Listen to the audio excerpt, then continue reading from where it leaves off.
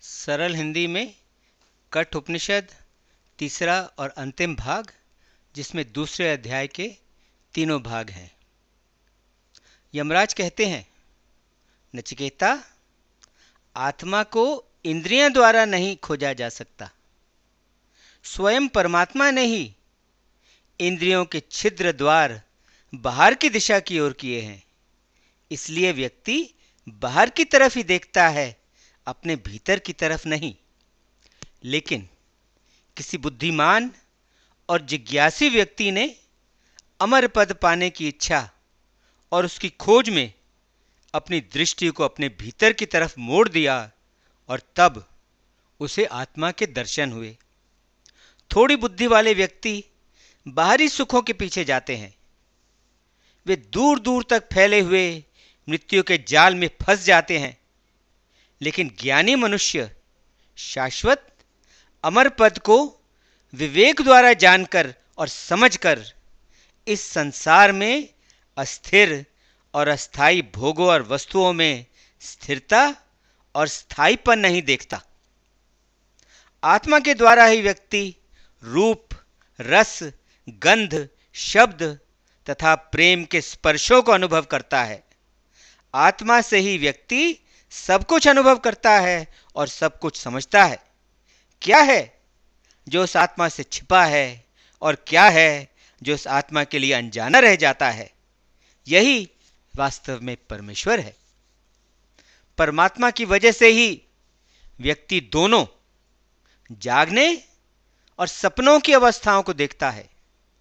वही महान है, वही सब जगह मौजूद है और वही सबकी आत्मा परमेश्वर है। उसे ऐसा जानते और मानते हुए मनुष्य शोक नहीं करता।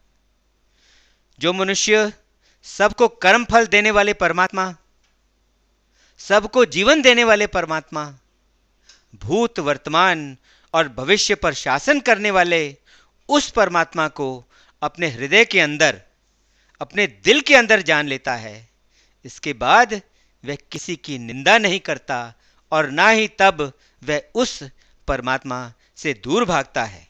यही ब्रह्म है, यही परमात्मा है।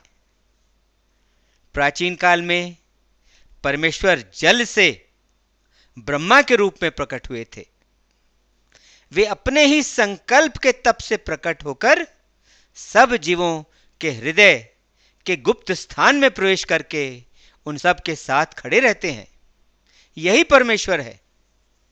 देवताओं की माता और उनकी आत्मा अदिति प्राणों के साथ पैदा होती है और वह सब जीवों के साथ ही जन्मी है।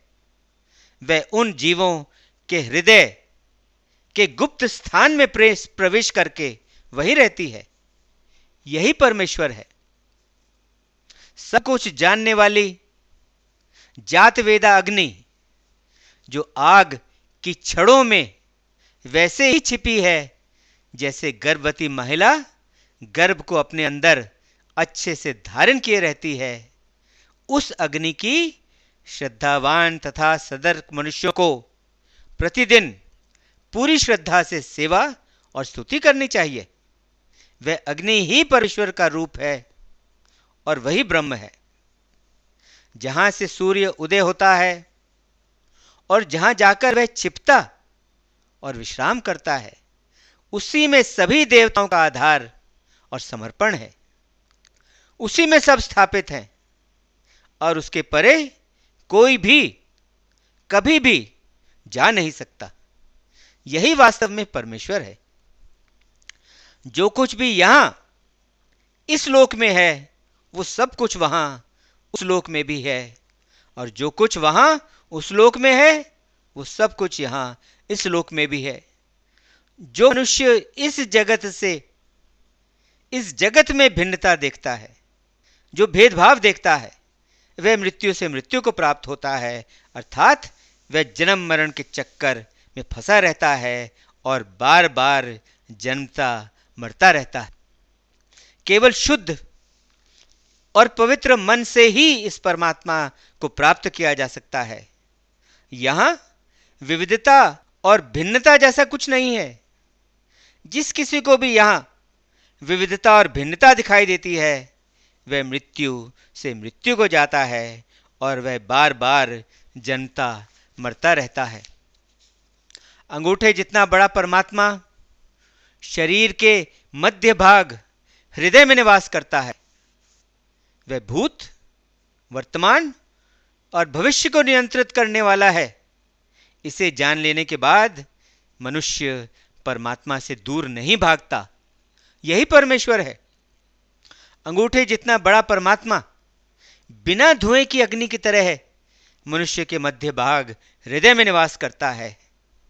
वह भूत, वर्तमान और भविष्य पर शासन करने वाला है। वह पहले भी था, आज भी है और कल भी रहेगा। वह अमर और हमेशा रहने वाला है। यही परमेश्वर है। जिस प्रकार ऊंचाई से बरसा हुआ पानी अलग अलग रास्तों से, पहाड़ों से चारों ओर से नीचे बहता है, वैसे ही जो मनुष्य संसार में विविधता और भिन्नता देखता है और उसकी एकता नहीं देखता, वह उस विविधता और भिन्नता के पीछे बौखलाया हुआ भागता रहता है और वह जन्म मरण के चक्कर में फंसा रहता है और बार बार जन्मता मरता रहता है।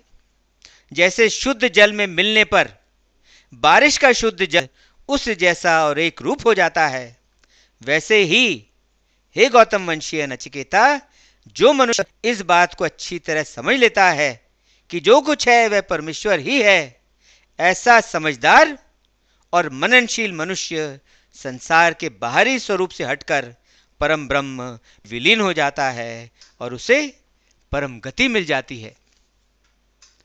नचिकेता, यह शरीर तो एक शहर की तरह है जिसके 11 द्वार हैं और यह सरल शुद्ध स्वरूप परमात्मा का ही भाग है।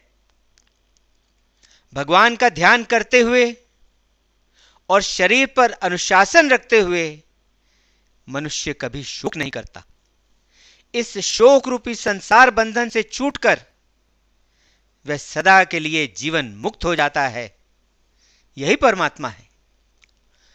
परम धाम में रहने वाला ब्रह्म स्वयं ही आकाश में निवास करने वाला सूर्य है और इस शरीर रूपी शहर में रहने वाला अतिथि है। वही यज्ञ की अग्नि है और वही आहुति डालने वाला है। सभी प्राणियों में रहने वाला, सभी देवताओं में रहने वाला, सत्य में रहने वाला, आकाश में रहने वाला, जल और पृथ्वी में अलग अलग रूपों में प्रकट होने वाला, सत्कर्मों में प्रकट होने वाला, पर्वतों में भी अलग अलग स्थानों में प्रकट होने वाला, वही परम सत्य है। वह बाहर जाने वाले श्वास अर्थात प्राण को ऊपर ले जाता है और अंदर आने वाले श्वास अर्थात अपान को अंदर धकेलता है। वह शरीर के मध्य भाग हृदय में बैठा है। सर्वश्रेष्ठ परमात्मा ही है जिसकी सभी देव पूजा करते हैं। इस शरीर में स्थित आत्मा जो एक शरीर से निकलकर दूसरे शरीर में चली जाती है, तो उस आत्मा के शरीर में निकल जाने पर उस शरीर में क्या बचा रहता है? यही परमात्मा है। मरण धर्मा प्राणी ना तो प्राण से जीता है और ना ही अपान से, बल्कि जिस पर प्राण और अपान दोनों ही निर्भर हैं, ऐसे उस परमात्मा से ही सब जीव जीवन पाते हैं। हे नचिकेता, अब सुन कि जीव के मरने के बाद उसकी आत्मा का क्या होता है। मैं तुम्हें अच्छे से बताता हूं। अपने अपने कर्मों और अपने अपने विचारों के अनुसार जीव के मरने के बाद आत्माएं या तो शरीर धारण के लिए जंगम या चल योनियों को प्राप्त होती हैं, या वे स्थावर या स्थिर योनियों को प्राप्त होती हैं, या तो वे शरीर धारण के लिए गर्भ में चली जाती हैं, या वे स्थिर वस्तुओं में प्रवेश करती हैं। वह परमात्मा जो सभी जीवों के सो जाने पर भी स्वयं जागता रहता है, जो उन सभी जीवों की सभी इच्छाओं को रूप देकर उन्हें पूरा करता है, और जो सभी जीवों के लिए उनके कर्मों के अनुसार उन्हें उन कर्मों के फल प्रदान करता है। वही परम विशुद्ध तत्व है, वही ब्रह्म है और वही अमृत कहलाता है। सभी लोक उसी ब्रह्म में आश्रय पाए हैं और उस ब्रह्म को कोई लांघ नहीं सकता।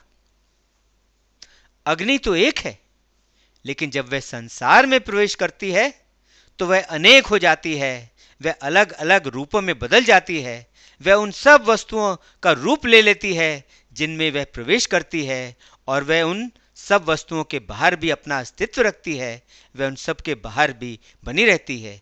ऐसे ही परमात्मा जो एक ही है और जो सब जीवों में स्थित है, जब वह किसी जीव में प्रवेश करता है तो वह उसी के अनुसार उसी के स्वरूप वाला हो जाता है। वह सबके अंदर भी होता है और वह सबके बाहर भी होता है।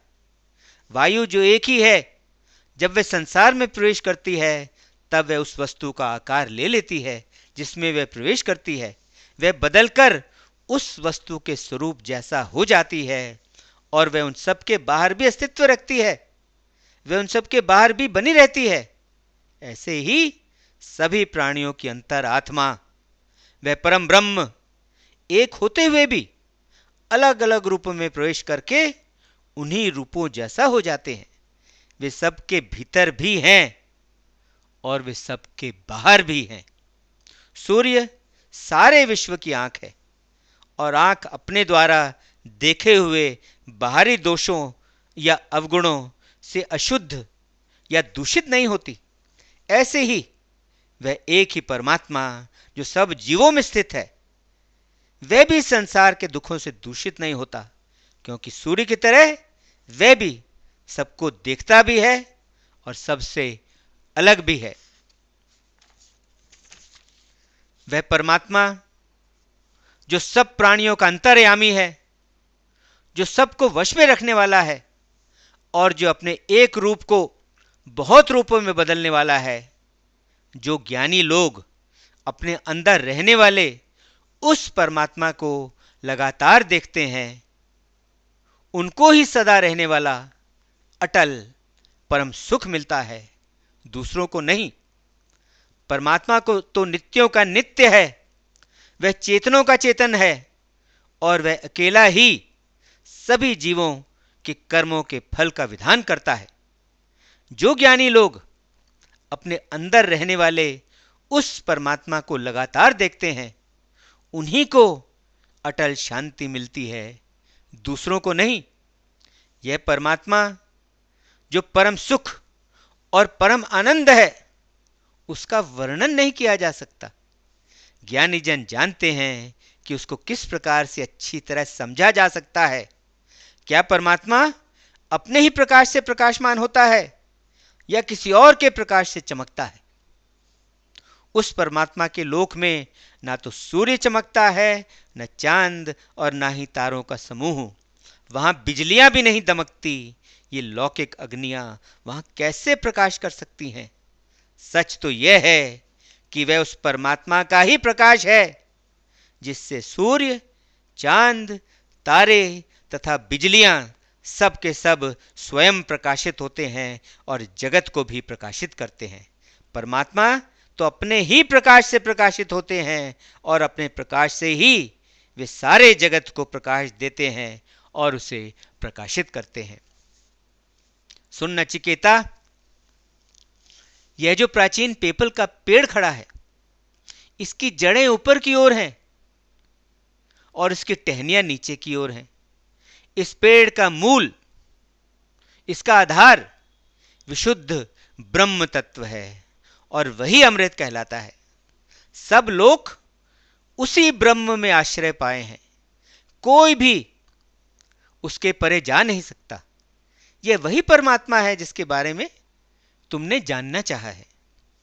यह जो कुछ भी संपूर्ण जगत है, यह उसी परम ब्रह्म परमेश्वर से ही पैदा हुआ है।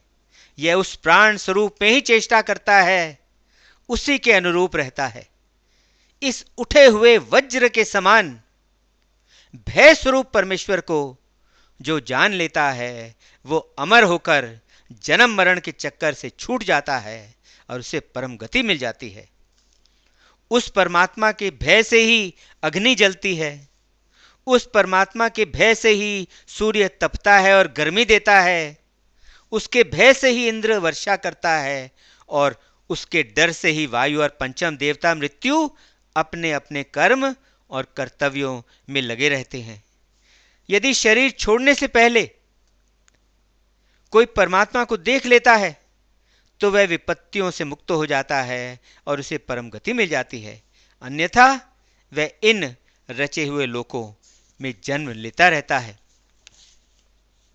जैसे शीशे में अक्स दिखता है, वैसे ही शुद्ध परमात्मा, शुद्ध आत्मा में परमात्मा के दर्शन होते हैं। जैसे स्वप्न में वस्तुएं दिखाई देती हैं, वैसे ही पितृलोक में परमात्मा की झलक पड़ती है। ब्रह्मा के लोक में तो आत्मा और परमात्मा छाया और प्रकाश के रूप में दिखते हैं। इंद्रियों के अलग अलग स्वभाव तो प्रकृति के अलग अलग सूक्ष्म तत्वों से अलग अलग रूपों में पैदा होते हैं, ना कि स्वयं परमात्मा से। इन सब का कारण प्रकृति है, ना कि चेतन परमात्मा। ऐसे ही इंद्रियों का उठना और शांत होना भी प्रकृति से ही होता है, ना कि चेतन परमात्मा से। तब यह सब जानकर ज्ञानी व्यक्ति शोक नहीं करता। इंद्रियों से परे मन है, मन से बलवान बुद्धि है, बुद्धि से बलवान महान आत्मा है, महान आत्मा से परे और बलवान अव्यक्त प्रकृति है, जो परमात्मा का ही अंश है। अव्यक्त से भी ऊपर है पुरुष, अर्थात स्वयं सर्वव्यापी परमात्मा, जो बिना किसी प्रकार के चिन्ह या निशान या आकार के है। उस परमात्मा को जानकर व्यक्ति मुक्त हो जाता है और अमर जीवन को प्राप्त हो जाता है। वह परमात्मा मनुष्य की दृष्टि की सीमा रेखा में नहीं है, वह मनुष्य की दृष्टि की सीमा रेखा से बाहर है। कोई भी मनुष्य उसे अपनी मानवीय आंखों से नहीं देख सकता। उसे तो मन से बार बार चिंतन करके निर्मल और निश्चल हृदय से और विशुद्ध बुद्धि से देखा जा सकता है और पकड़ा भी जा सकता है। और जो भी परमात्मा को ऐसे जान लेता है वो अमर हो जाता है। जब पांचों ज्ञान इंद्रियां और मन अपने आप इकट्ठा और एक साथ अपनी अपनी आम गतिविधियां, अपने अपने आम कार्य करना बंद कर दें, और जब बुद्धि भी स्थिर और शांत हो जाए और किसी प्रकार से कोई भी चेष्टा ना करे, तो उस स्थिति को लोग सबसे उच्च स्थिति कहते हैं। इंद्रियों का दृढ़ और संतुलित नियंत्रण, इसको योग कहा गया है। ऐसी स्थिति में व्यक्ति का परमेश्वर से ध्यान हटाना मुश्किल हो जाता है। उसका ध्यान परमेश्वर में ही रहता है, चाहे फिर योग की स्थिति आए या जाए। परमात्मा को ना तो वाणी द्वारा, न मन द्वारा, और ना ही उसे दृष्टि द्वारा पकड़ा या समझा जा सकता है। तो फिर उसे कैसे समझा जा सकता है? सबसे पहले परमात्मा का अस्तित्व स्वीकारो। यह मानो कि परमात्मा अवश्य है। जो ऐसा मान लेता है कि परमात्मा है, उसी को परमात्मा मिल सकता है, दूसरे को नहीं। जो परमात्मा का अस्तित्व, उसका वजूद मानता है और उसे पाने की तीव्र इच्छा, उसे पाने की उत्कट अभिलाषा रखता है, उसे ही परमात्मा प्राप्त होता है और किसी को नहीं। पहले परमात्मा का अस्तित्व मानो, पहले उसे इस रूप में जानो कि उसका अस्तित्व है, और फिर उसे उसकी सही प्रकृति में जानो। दोनों तरीकों से उसे जानो। जब हम परमात्मा का अस्तित्व मान लेते हैं कि परमात्मा है, तभी उसकी सही प्रकृति हमें साफ साफ दिखने लगती है। जब मनुष्य अपने हृदय में स्थित अपनी सभी इच्छाओं से मुंह मोड़ लेता है, जब वह अपनी सभी इच्छाओं को त्याग देता है, तब मनुष्य यहीं अपने जीवन काल में ही अमर हो जाता है और ब्रह्म को पाकर उसी में विलीन हो जाता है। जब हृदय को यहां संसार से और संसार में बांधने वाली सारी गांठें अच्छी तरह से काट दी जाती हैं, तब यह नश्वर और मरण धर्मा जीव अनश्वर और अमर हो जाता है। यही सनातन उपदेश है और यहीं तक ही शिक्षा है। हृदय की 101 नाड़ियां हैं, उनमें से एक सिर के शिखर तक जाती है, उसे सुषुम्ना कहते हैं। उसके द्वारा ऊपर के लोकों में जाया जाता है, जहां जाकर व्यक्ति अमर हो जाता है। बाकी की 100 नाड़ियां मनुष्य को नीचे की अलग अलग योनियों में ले जाने का कार्य करती हैं। अंगूठे जितना आकार वाला परम पुरुष परमात्मा मनुष्य के अंदर की आत्मा है।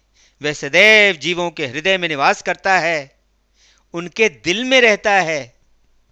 जैसे मूंज को सींग से अलग कर देते हैं, वैसे ही उस परमेश्वर को भी अपने शरीर से अलग करके उसे उसके सही रूप में जानो।